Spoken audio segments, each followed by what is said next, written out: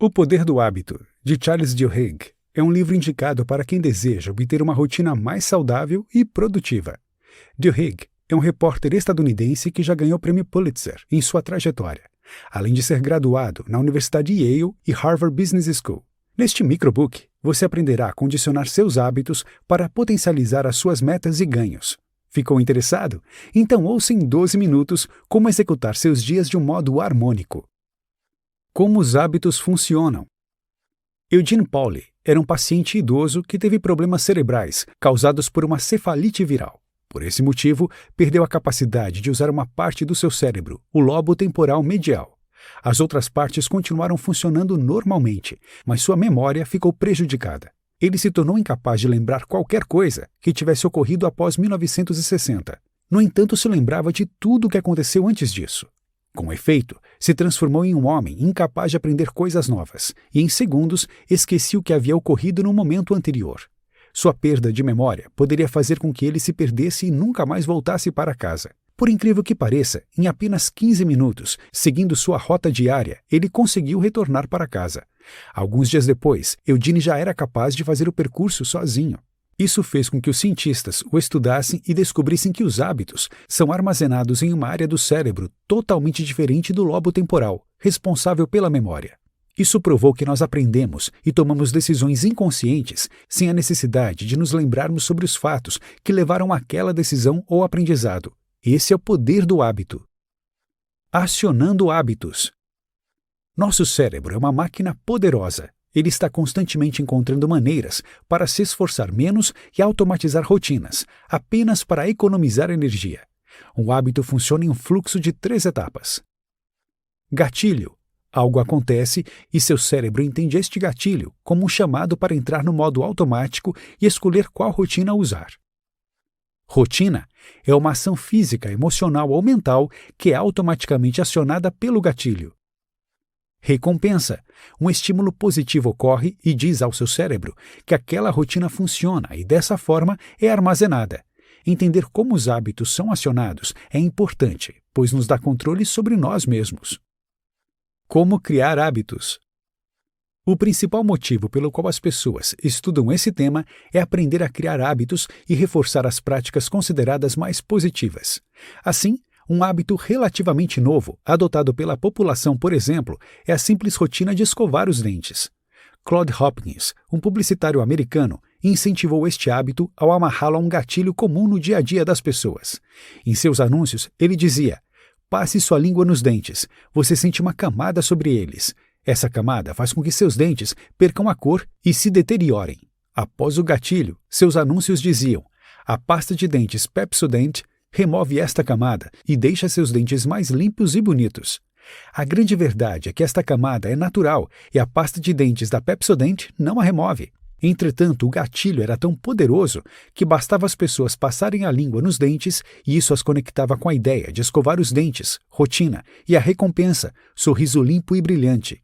Menos de 10 anos após esta campanha, a população americana que escovava os dentes cresceu quase 10 vezes. A técnica de Claude Hopkins é simples e segue os 3 passos. 1. Crie um gatilho na sua mente, ou na mente das pessoas. 2. Associe uma rotina positiva a ele. 3. Crie uma recompensa mental ou física associada à manutenção deste hábito. Mudança de hábito. O treinador americano Tony Dungy tinha um método não convencional e extremamente bem-sucedido para garantir que seus atletas tivessem bons resultados. Ele levava seus jogadores a responderem automaticamente às jogadas de seus oponentes. Ele não queria que a sua equipe pensasse antes de agir. Tony recorria à formação de hábitos que respondiam imediatamente e não a escolhas racionais em cada jogada.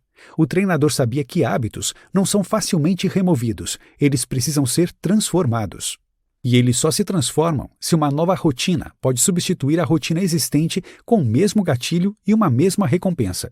Seus treinos se baseavam em amarrar os gatilhos e as recompensas existentes a novas rotinas.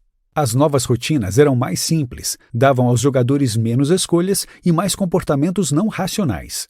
Com seu método, Tony conquistou dezenas de títulos e se tornou um treinador lendário. Outro método extremamente bem-sucedido de mudança de hábitos são os 12 passos dos Alcoólicos Anônimos.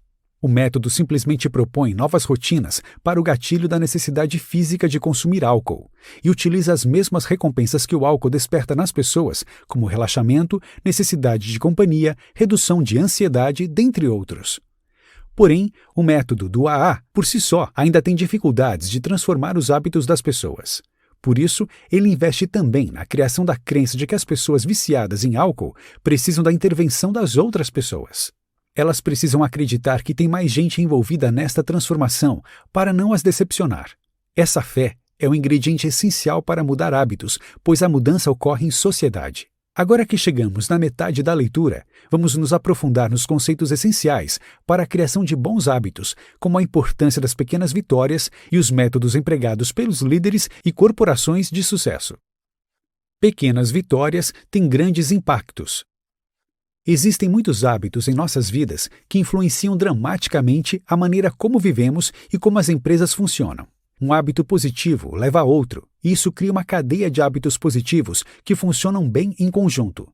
Pessoas que começam a exercitarem-se, por exemplo, naturalmente começam a se alimentar melhor, tornarem-se mais produtivas no trabalho e, consequentemente, o estresse é reduzido.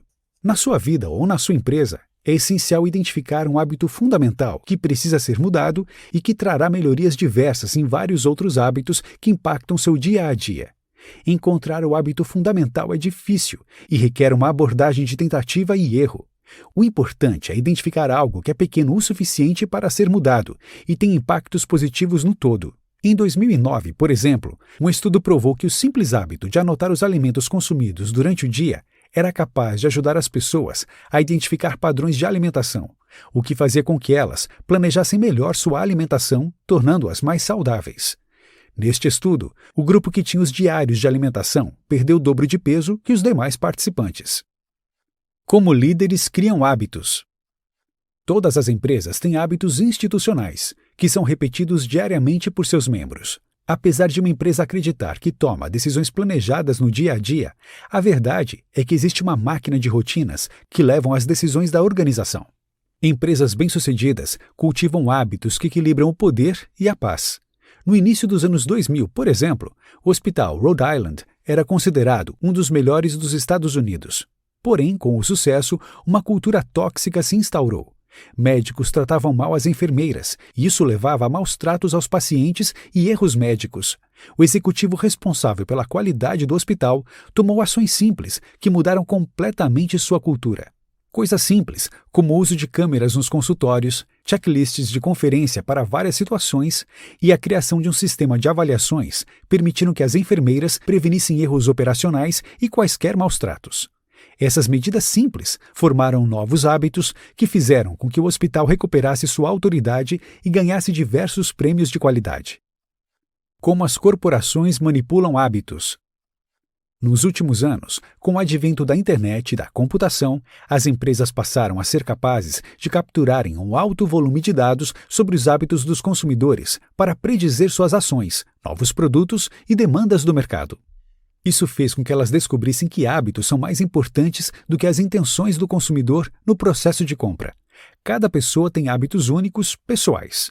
Por isso, ao analisar este alto volume de dados, as empresas que entendem o papel do hábito no processo de compra são capazes de personalizar seus produtos e serviços para os hábitos dos grupos mais comuns de pessoas.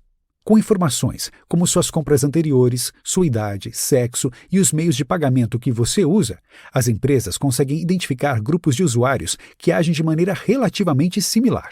Se você compra pirulitos e fraldas toda vez que vai ao supermercado, por exemplo, as empresas podem descobrir que você tem filhos de idades diferentes. Com estas informações, as mesmas empresas são capazes de lhe enviar recomendações de produtos e cupons personalizados.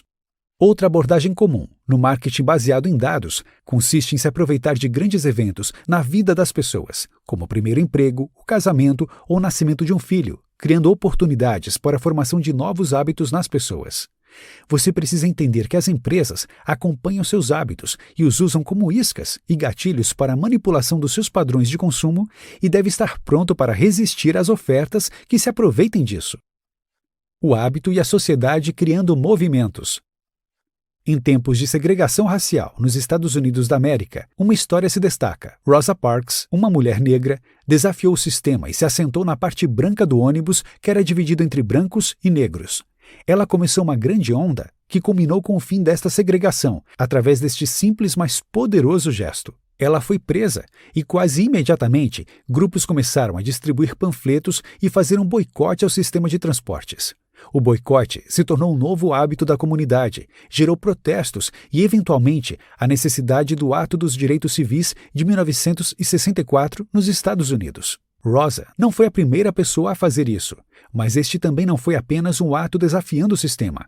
Ela tinha laços e amigos em sua comunidade. Os comportamentos que ocorrem sem planejamento racional, como o que ocorreu com Rosa, são muitas vezes os pilares das grandes mudanças na sociedade. Movimentos como este acontecem, pois existem hábitos relacionados ao grupo de amigos, vizinhos e grupos com relação a uma causa. A ação de Rosa cresceu, pois foi adotada pela comunidade e as pessoas queriam demonstrar uma nova identidade e participar de um grupo que se unia através do desejo pelos direitos civis. O poder dos laços fracos explica como um protesto pode deixar de ser apenas algo de um grupo de amigos e se tornar um movimento social forte. Convencer milhares de pessoas a buscar o mesmo objetivo é difícil, mas usar a ligação entre as pessoas para criar uma pressão de companheiros tende a funcionar para mudar os hábitos de uma sociedade. Notas finais. Hábitos ditam muito das suas atividades e dizem muito sobre quem você é. Entendê-los é o primeiro passo para ser capaz de transformar sua vida, sua produtividade e seus resultados nos negócios. Você se torna melhor naquilo que você repete constantemente, e isso são seus hábitos. Trabalhe para conhecer a si mesmo, transforme-se e exercite a sua força de vontade para se tornar uma pessoa com um grande autocontrole.